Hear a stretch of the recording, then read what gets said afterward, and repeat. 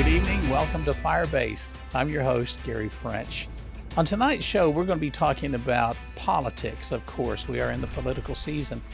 And in concert with that, about politics are, from what I see, a push from the swamp.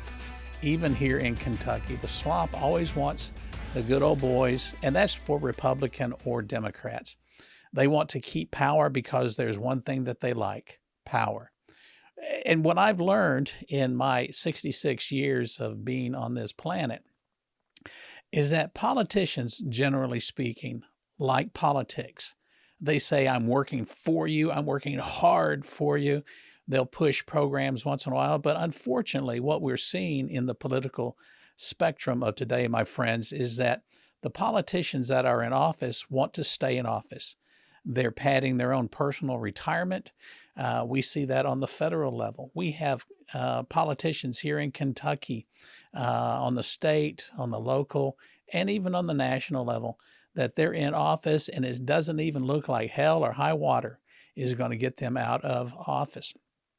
That's tragic because even as we're experiencing a lot of high water and flooding here in Kentucky, we see some good things coming about. We do see some people coming to help and aid those that have been pushed out of their homes, or even those unfortunate people who've lost children during these recent floods. And that saddens my heart.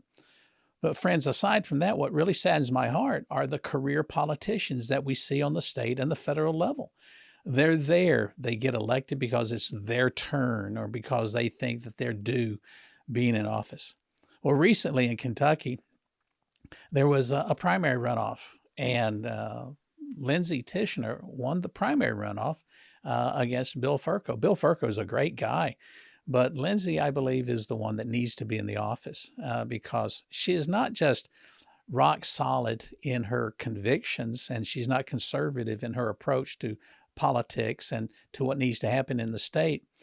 She is part of, I think, a movement among younger people in the Commonwealth of Kentucky right now to bring what I really like and what my wife calls common sense values, which are rooted in Judeo-Christian principles. I like that. I like her. She has run for office, and then she's still got to go through the general election coming up very soon. And I want to just welcome what I just like to call Senator Tichenor to our program tonight. Lindsey, welcome to the show. Thank you, Gary. I really appreciate that. You know, I one of the things that I've heard is that some people think you're too far to the right. What in the world is that all about? I thought for conservatives, there's no such thing as being too far for the right.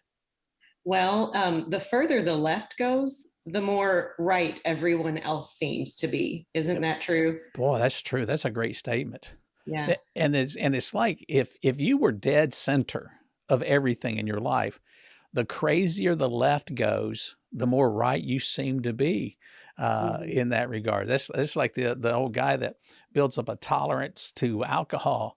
What used to take him 1 or 2 beers to get a buzz, now it takes him a 6-pack or 12 cans of beer.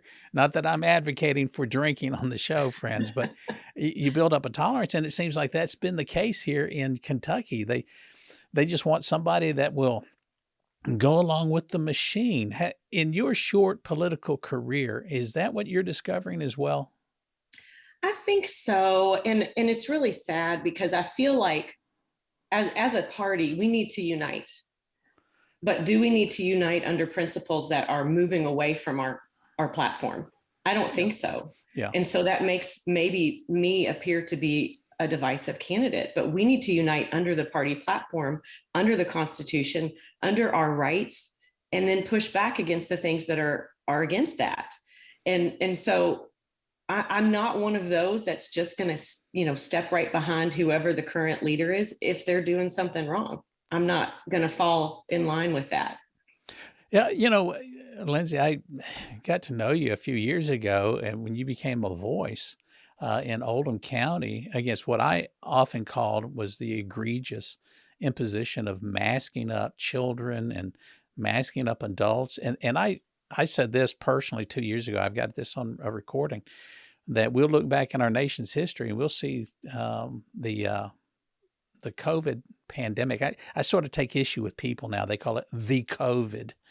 That we're going to look back and say this is the biggest farce and boondoggle, we used to say in the Army, that's ever been imposed on the American people. What really got your ire up or got the fire going within you there to say, you know what? First of all, in Oldham County, let's do something about the mask mandates and what the school board was doing.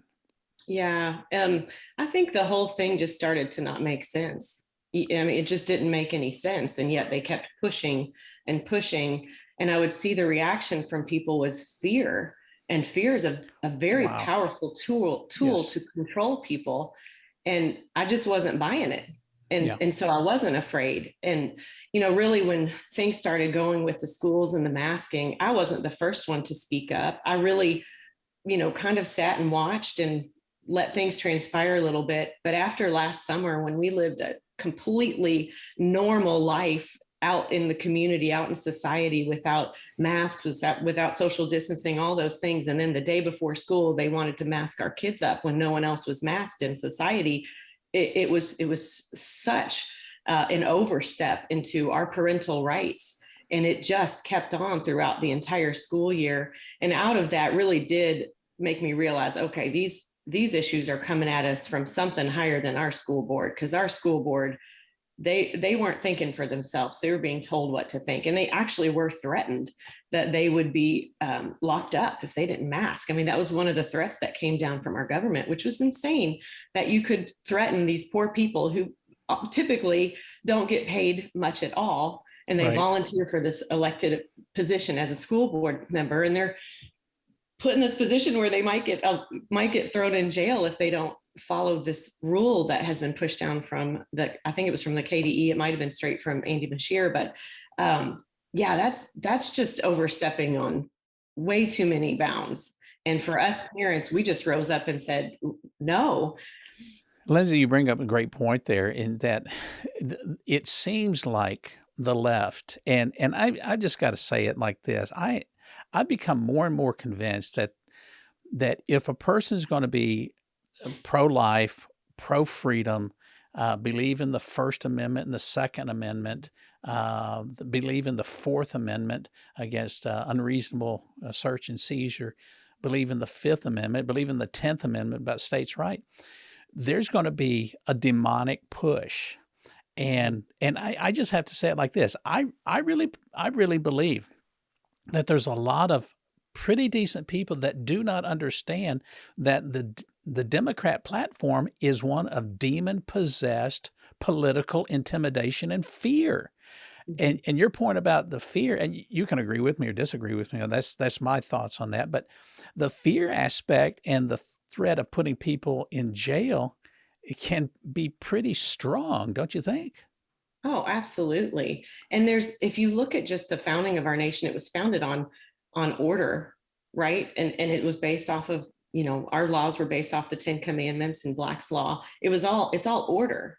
And Satan can't exist in order. He's chaos. It's all chaos. So the stripping down of all of those things creates chaos in a society, which really creates fear. And it creates instability and insecurity for a people to not know what can I do, what can't I do, and it is a control tactic for sure. You made mention of Andy Beshear, and I think Andy Beshear is on the surface seems like a pretty nice guy, good husband, good father. I just think he's a very compassionate person. But I think he's wrong, politically speaking, especially. I think he's being controlled by the left as well, even though he's part of the left, because there's that fear that, we won't endorse you again for governor if you don't follow the party platform. And, under his watch, pastors were threatened for opening their churches during the unlawful push to say, well, we've got to flatten the curve and keep people from getting sick. I mean, did you see that? Did you experience that? Did you hear of churches just closing and never opening up again because they were afraid of the government? Well, most of the churches did finally, follow that rule and shut down for at least a few weeks. I was really disappointed to see that. I was really disappointed that, because of that move from the governor, there was an impeachment committee put together to impeach him for what he did. I mean, that was a constitutional right that he took away from us. And I still can't quite figure out why he wasn't impeached over that. But it wasn't right. And it was really sad to see so many churches, not just churches, but families disconnect from their fellowship, disconnect from church, got into the habit of watching it online, which really truly isn't the same. And it doesn't bring together the fellowship that churches are called to have. And a lot of churches did close. Yeah. But even if they're still open, a lot of families just left and didn't go back. I know several that didn't go back. And whether it was fear and then it turned into habit, it really hurt our communities. Yeah, absolutely. I think you're onto something there. And my prayer and my hope is that once you get into office, you'll be able to bring that common sense approach, and you'll be able to encourage people that we shouldn't let fear control us. Folks, this evening we're talking with what I'd like to say is Senator Lindsey Tichenor, and Lindsey still has a November ballot to go through. When we get back, we're going to be talking about increase of crime. We're going to be talking about what can be done, and we'll continue talking about COVID. Stay tuned. We'll be right back. Welcome back, folks. This evening, we're talking with Lindsey Tichenor, candidate for state senate here in Kentucky. Recently won in a primary, and she still is on the main ballot in November. I think she's the best choice for people that's coming up. Lindsey, you spoke in the first segment that's talking about what really prompted you was the mask mandates, and I used the word egregious, and I still stand by that, an egregious forced mandate. And, we even talked about the governor going around and threatening people especially churches, to put pastors in jail and have people thrown in jail if they even went to worship services. And however, currently, it seems like I thought that would be over, but right now, in various blue states and blue cities, there's a push once again to get people to mask up, for the protection of their children. And anytime the left comes along to say, hey, we're doing this for the public welfare, it always seems to be the opposite. I remember telling people a couple of years ago, this is going to be the biggest boondoggle, one of the biggest boondoggles that we've ever seen in the history of the United States. And at that time, I told some folks, I said, aren't you glad that this pandemic wasn't a worldwide pandemic of diarrhea? We can only imagine what they would have been imposing upon people. Jonathan, that'd been a perfect time to own stock in Depends diapers, wouldn't it? That would have been absolutely awesome. I can just hear Fauci testifying before Congress. No, we got to tell you, we got to have, one diaper's not enough. You got to have 2 diapers on there. But, with the mask mandate, and I know that Louisville has talked about that, and it's time for the citizens, the parents, to push back on that. Do you think this is an attempt from dubious dark sources to limit parents' involvements in their children's life? Is there a danger in forcing the masking? Well, they've already seen, as a result of the last 2 years, the effects we've had on our education. Our kids their test scores have dropped dramatically. And you have children who, we all do this, not just kids. We all read lips while we speak with someone. Someone might have a quiet voice, and you look at their mouth to just connect what you're hearing and what you're seeing. And they took that away from kids. Right. And you think kids that are learning to read, that are learning grammar, phonics, they're totally shut out. And then you think of kids who are hearing impaired, completely shut out from society. And just the emotional damage it did to kids to not be able to see a smile. Yeah, I think that's huge. Those emotional connections, and always thinking your teacher might be mad at you when really they might have a smile underneath their mask. And it really was just an assault on kids, in my opinion. For what reason? And why are we doing it again? The science has proved it doesn't work. It hasn't worked. It did nothing. So then you wonder, what is this? What is this about? Yeah. Yeah. That comes right out of the Marxist playbook of Mhm. controlling the masses and Yes, controlling the children. My exactly. wife and I were at a place recently, and there's saw this elderly couple, and the lady had a mask on. I mean, one of these little flimsy paper masks. The sides were open, and I said, "Are you sick?" I was just wanting to be mindful of her, and she says, "No, it's just with the COVID increasing. It's better to be safe than sorry." And I said, "You do know that those are not effective at all, right?" Right. Yeah. And I said, "But if you feel better wearing that, knock yourself out."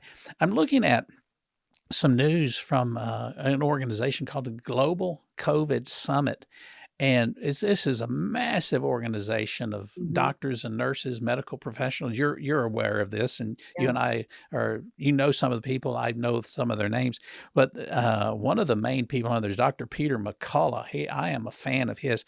But some of the things that they're putting out is that there's warning signs of cancer increasing Mhm. for children that have been vaccinated. There are people that are getting heart disease and heart issues because of being vaccinated. It just goes on and on and on about there is some kind of political theater to Right. try to get people to wear a mask and be vaccinated. I think there's a danger in all of this, Lindsey. There's a huge danger.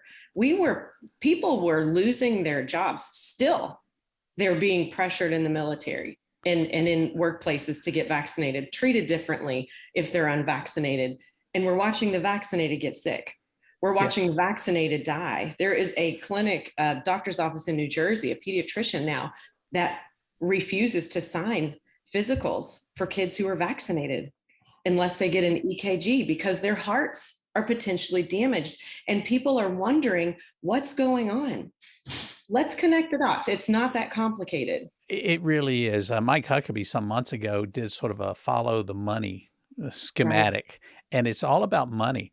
Folks, this push to be vaccinated and to wear a mask is to control you. Stop believing their lies. Listen, here's the left would have you believe that the biggest issue facing America today is the greenhouse effect of global warming and also COVID or the COVID, and then the monkeypox. And everybody with 2 microns of intellect know that the transmission of that is through homosexual contact. But listen to this.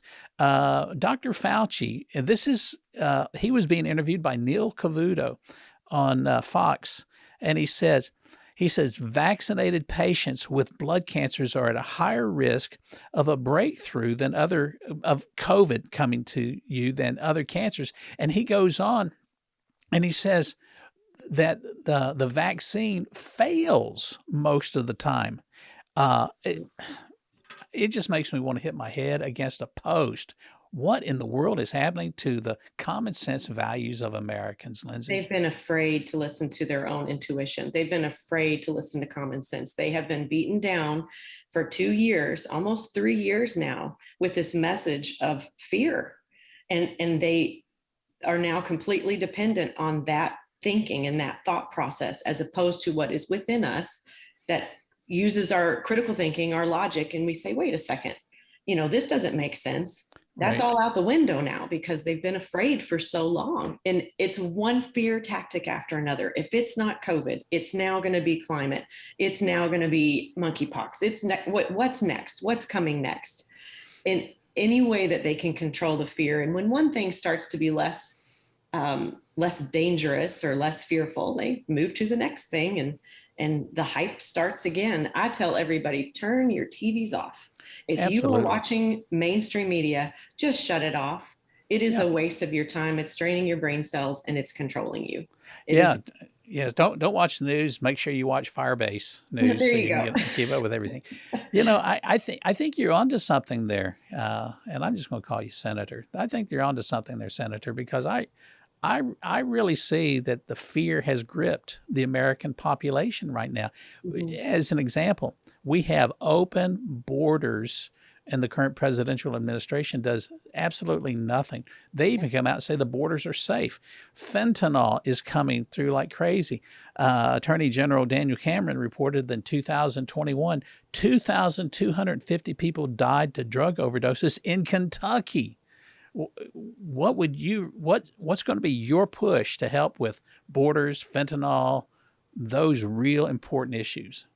Well, you have states like Texas who have finally said enough is enough, and they're shipping the illegals to DC.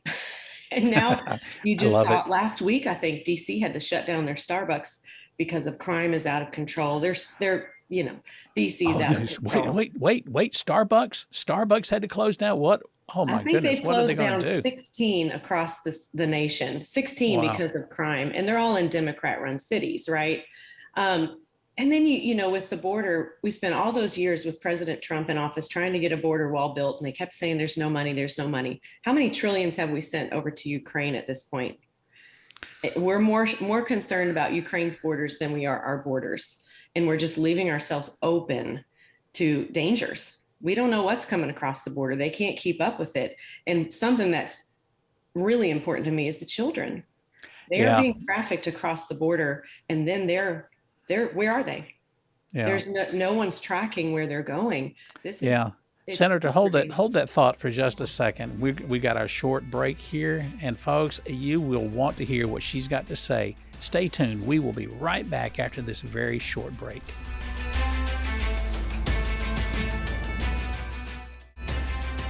Welcome back. Folks, what a quick 30 minutes this has been. And with our commercial breaks, it's never a full 30 minutes. But this evening, we've been talking with Senator Lindsey Tichenor from here in Kentucky. Still has to go through a general election coming up in November. I think she'd make office an awesome person in that office. We've talked about schools and mask mandates and the push from the left. And before we get out of here this evening, we want to bring up one other subject that the left is unrelenting. It seems the forces of darkness are always trying to redefine truth. With the recent Supreme Court decision about overturning Roe versus Wade, we thought that was an issue going to be resolved. Well, that's still ongoing, even though on the federal level it's been overturned. On the states now, that's got to be the big push. But here's something that's happening right now. The left is pushing what's called the Respect for Marriage Act. And it's already passed on the federal level in the House, and now it's got to go to the Senate. And let me tell you what it's going to do, folks. It's called H.R. 8404, and you need to reach out to your senators now. It will redefine marriage to allow the homosexual community to define marriage any way they see fit. There's danger to that. Lindsey, what are your observations on this redefining marriage, or this Respect for Marriage Act? What's the danger? What can happen to the family? It goes back to that comment of order versus chaos. And this assault on the family, that's a Marxist idea, that we need to be dependent on a government and not a family unit. Right. And the family unit is a protective unit. And if you look in any part of culture where there's a breakdown of the family, there's crime, there's lack of education, there's lack of basic needs. A father's involvement in the home is so important to keep kids out of crime and going down that path. Drug use, alcohol, all of those things. And you're watching the left try to redefine everything. And I was made aware they've actually changed the definition of definition on Wikipedia. Yes. So the word definition is now a fluid meaning to a word, which is a complete and total lie. Oh. And we cannot buy into that stuff. That's clearly illogical and irrational. And we cannot play their games. They play these word games. That's right. We do not need to play those word games with them. But the gender issue, the gender ideology and this redefinition of marriage is so important that we fight against that. And they're coming at the basic level of our kids in our school system. They're pushing these agendas against our children. And I think most parents in our community, I know, they reach out to me and they're like, oh, is this really happening? Are these things really going on? Yes. They're going on, but they're not coming just from our school system. They're coming from above, like all the way at the federal level. These things are being pushed on us, just like this bill to redefine marriage. And we've watched things kind of spiral downward culturally when marriage started to be redefined in Obama's term. And this next step will just only speed that process up. Right, right. And I think you bring a valid point there that it does speed the process up, because once the assault against traditional values, family values, whether you're a Christian or not, you have to understand that it's male and female. And so there's that never-ending push. What do you think that people, we've got about a minute here, what do you think that the people here in Kentucky can do to be aware of these things that is attacking the family values right now, Lindsey? Oh, pay attention. Pay attention to what's going on. If you want to know at the local level, go to your school board meetings and pay attention to what they're voting on. Most people don't go to those things. They're boring, but it's important. Those things get passed, they get voted on. And before you know it, we're going, wait a second, we got boys and girls bathrooms. How did that happen? Well, they voted on it last month and you guys weren't there, you know? Right. So pay attention to what's going on. There's a lot of great resources out there. No Left Turn in Education is a national organization that talks about this subject. Yeah. So No Left Turn Education is a great organization. There's a lot of them out there that you can follow and plug into. Thank you so much, Lindsey. Folks, we've been talking with Lindsey Tichenor here in the studio, as connected with us through Zoom. Lindsey, thank you for being here. We look forward to seeing you again after you get sworn into office. Folks, stay with us for next week's edition of Firebase. Thanks for watching this most recent episode. Click below the like button. Provide any comments that you like. Also, we will get back to you as soon as we can after you write to us at P.O. Box 39, Perry Park, Kentucky, 40363. Also, let us know if you like really good coffee, and we'll send that out to you as soon as we possibly can. What's the name of the coffee? Firebase.